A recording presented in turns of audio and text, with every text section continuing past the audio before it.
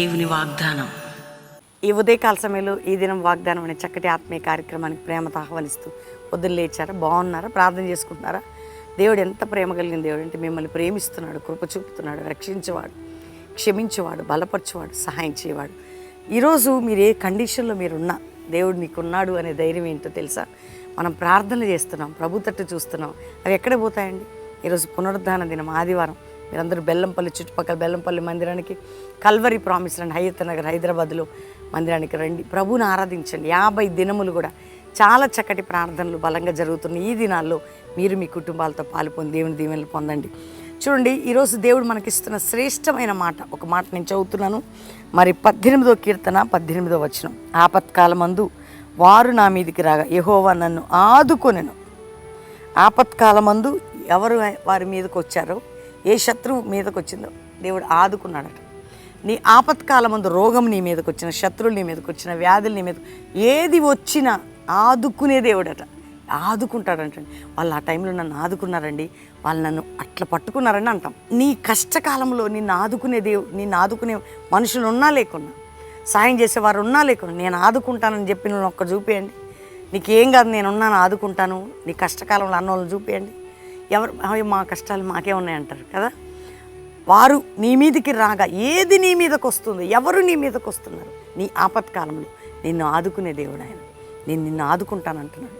కాబట్టి నీ ఆపత్కాలం, నీ కష్టకాలంలో, నీ దుఃఖ సమయంలో నేను నిన్ను ఆదుకుంటాను, కొని ఉన్నాను, ఉంటాను, చేయబోతున్నాను.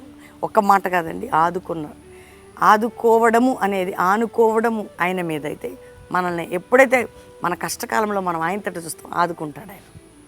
నేను ఆదుకునేవాడని అంటున్నాడు. ఆదుకుందును. వింటారా? ధైర్యంగా ఉండండి.